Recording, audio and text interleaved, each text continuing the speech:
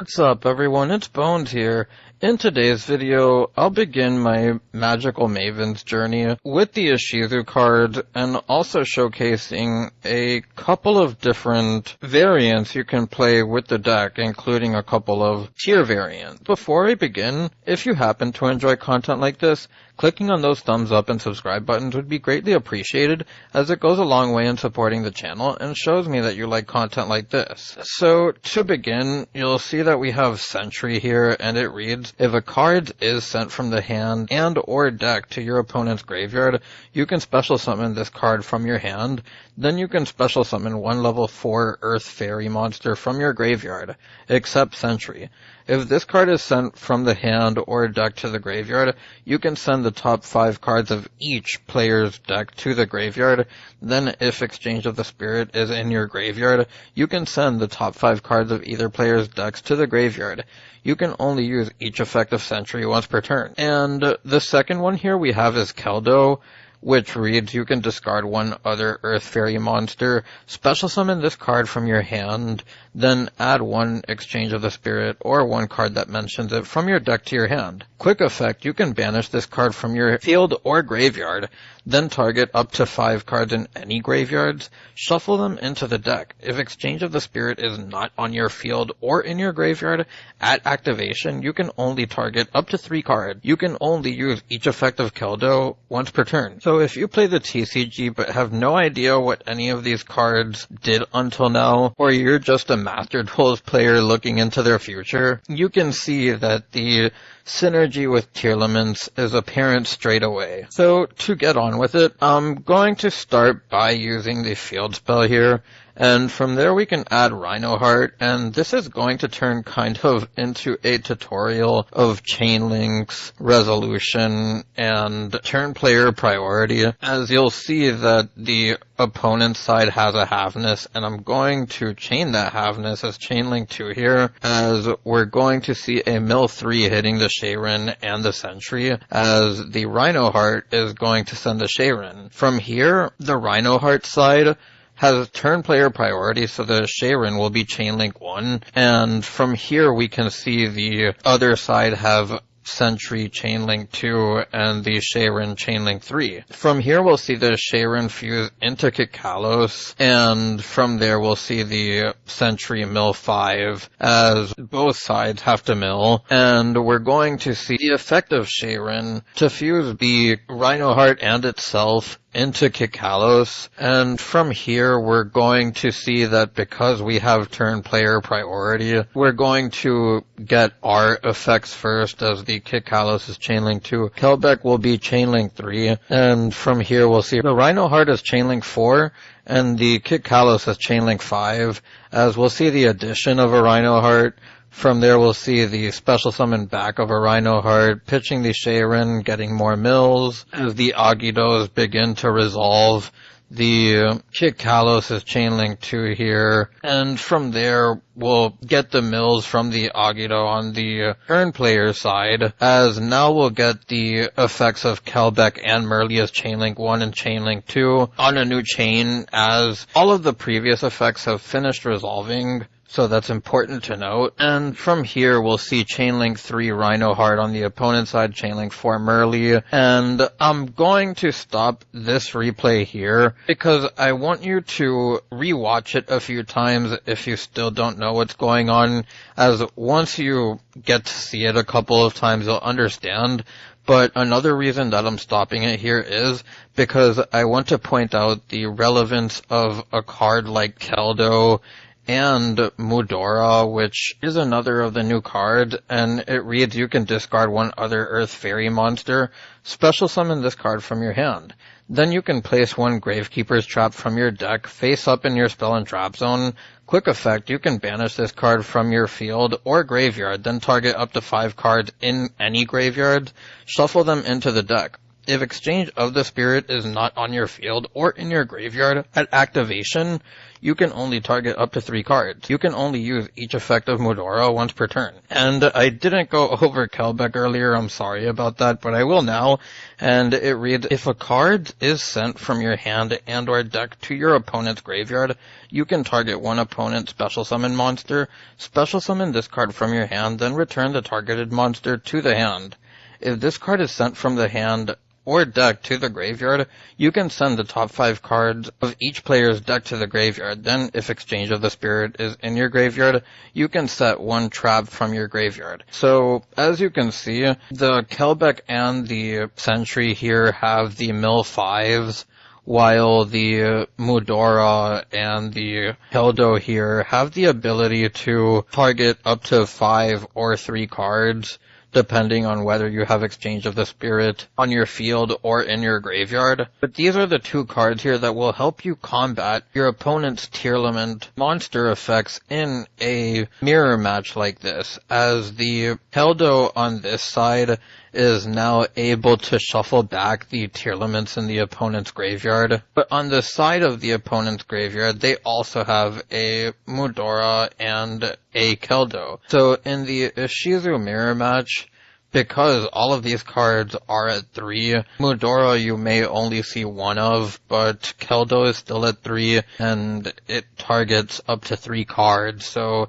it usually gets the job done, and that's what can make this deck kind of scary in other matchups, but expect mirror matches to be very thought-intensive, with capabilities for both decks to completely run the snowball while still having enough cards to still play, if that makes sense and doesn't sound crazy. As you can see, we're also down to 19 cards left in deck, with 18 here, and because Keldo and Mudora can target cards from either graveyard, being able to shuffle your own cards can also be very relevant. For the second Ishizu tier variant, I have the Runic one, and I think that this may be one of the top candidates in the TCG, because as you can see with all of the milling that the tier cards have, you're also able to banish cards from the top of your opponent's deck, which makes milling them out even faster. So for this second replay,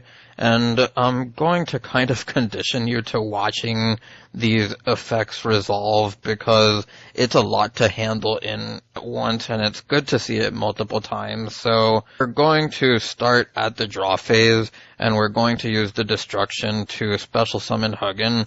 Hugin will get its effect, which will pitch the Sharon, and you do this in order to play around any disruptions, as we have a tip along with the Herald of the Orange Light, so the only thing that can stop you really is an imperm. And from here we're going to see the chain of the Herald of the Orange Light, which will send the Sentry, and now we're going to see the turn side use the Herald as well, pitching its own Sentry. And that was Chain Link 3. We'll see the resolution of Hugin here, and on a new Chain Link we're going to get the effect of Sentry on each side. So Chain Link 1 for the turn player, Chain Link 2 for the opponent, and from here we're going to see Rhino Heart, Tip, Brilliant Flames, Havness, and Keldo get hit, while hitting Rhino Heart, Tip, Brilliant Flames, Havness, and Keldo on the other side. Here we'll mill 5 more for the Chain Link 1 Agido, as we get another mill 5 on the opponent's side. For the Agido, we're going to use the Havness. Chain Link 2 will be Kelbeck, Chain Link 3 will be Sharon, Chain Link 4 will be Havness, Chain Link 5 will be Sharon, Chain Link 6 will be Kelbeck on their side, Chain Link 7 will be Rhino Heart, and from here we can use the Keldo, which will allow us to put 3 cards back from their graveyard into their deck. So we're going to then chain the Keldo on the other side in order to target the cards on the turn player's graveyard, which as you can see hits all of the tier names. And from there we put those back to the deck. We'll then Return the other cards to the deck here, as we also get more mills from the Kelbecks that are about to go off, so you'll see that it really didn't even matter, as now Havness gets its effect. Summons Kikalos, then we'll see Sharon get its effect, use away into the Kikalos on the turn player side, and we'll get the mills with Agito here.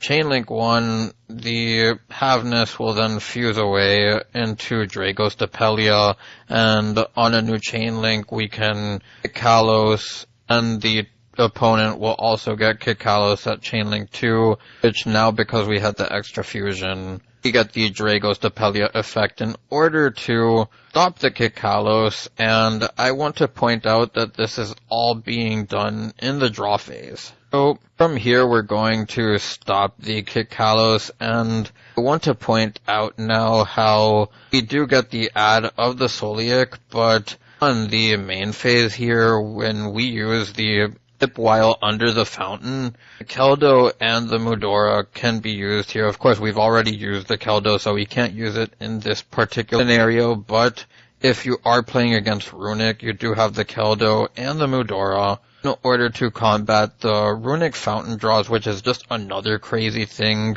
about the Ishizu tier Runic build, in my opinion, that Keldo can put back resources, Mudora, the fountain, you keep on drawing, you have all the milling.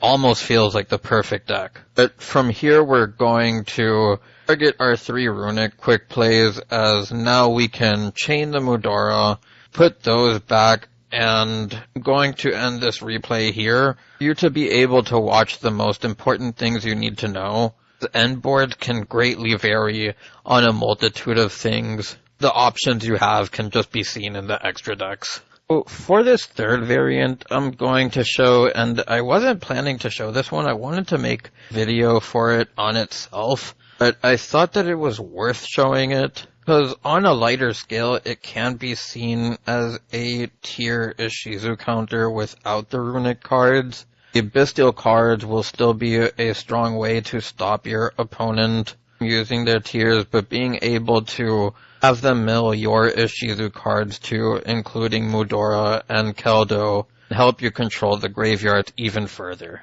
So to start this replay here, I'm going to use the Freezing Curse, special summoning the Huggin. From there we can use the Huggin effect, which will allow us to pitch the Sentry, searching the fountain, and from here we'll start milling like crazy, as we're going to use the Sentry effect. Milling 5 here as we hit a Kelbeck. We'll see 2 Kelbecks there, as we're going to get 10 more mills, and see a Keldo there, along with a couple of Bystials, some orange lights, and we'll see Agito trigger on a new Chainlink, as see the Keldo is Chainlink 4 on the opponent's side. You're kind of forced to target the opponent's Keldo and Mudoras, because if not, they can use them whenever they want on you. So we're going to commence with team milling, as we're now going to use the Mudora effect on a new Chainlink, and from there, see a Mudora on the opposing side, Chainlink 2, and from here you'll kind of see how this version of the deck is how easy it is to set up your Runic cards in a dark or light in the graveyard. Forms of Disruption, very powerful, especially other Ishizu matchups. So from here we're going to continue to the main phase, as that was all done in the draw phase, and we're going to activate the fountain and use the tip, which will allow us to get a destruction, and you're going to see how the Runic cards are just able to accelerate how many resources your opponent be left with. So see that the fountain puts back 3 cards into deck, draws 3 more as we get a Branded Beast, another Magnemite, and a Diviner of the Herald. Onto the deck profiles and what you may to expect. I made this list based off of an OCG one I saw a little while back. As you can see, we have the 3 Sentry, the 3 Kelbeck, and something I would like to mention about Kelbeck is that reads if a card is sent from the hand and or deck to your opponent's graveyard, you can target one opponent's special summoned monster, special summon this card from your hand, then return the targeted card to the hand. This effect turned into a pretty useful hand trap for the deck, as both the millers of the archetype like to send cards from both of the opponent's decks to the graveyard. The 3 Keldo and the 1 Mudora will be your standard count for most Ishizu builds. 3 Rhino Hearts, the 3 Shayrens, 3 Merly, 3 Havness will be tier count. You want to max them all out in a deck that mills as much as these cards do. You can see the Ishizu cards are all 3 types as noted earlier, which allows you to use Herald of Orange Light with them.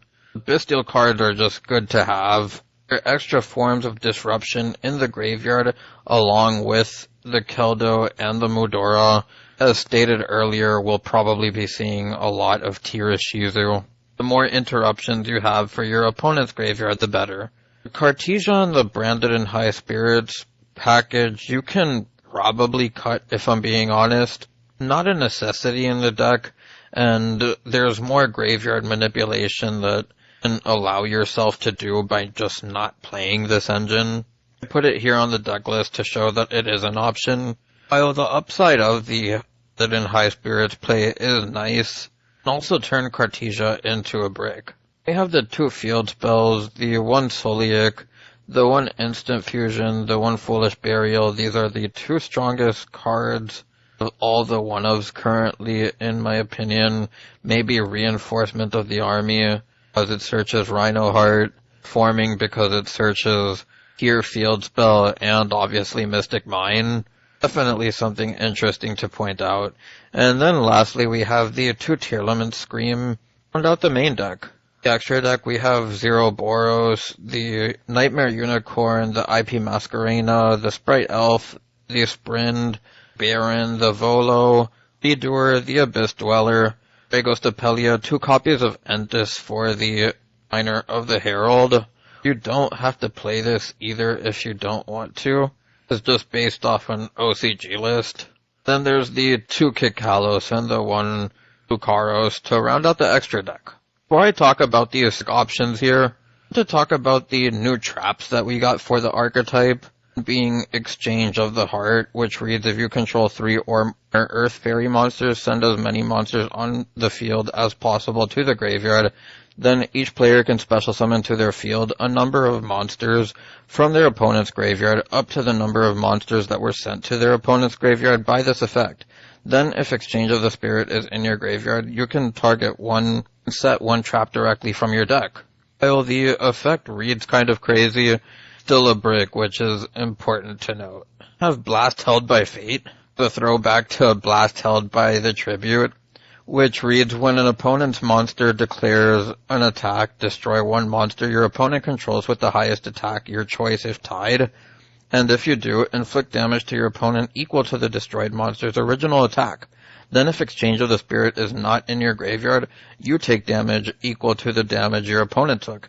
If this card is sent from your hand or deck to the graveyard, you can target 1 level 4 Earth Fairy monster in your graveyard, add it to your hand. You can only use each effect of Blast Held by Fate once per turn. And lastly, we have the Gravekeeper's Trap, which reads, while Exchange of the Spirit is in your graveyard, your opponent cannot activate card effects in the graveyard or special summon monsters from the graveyard.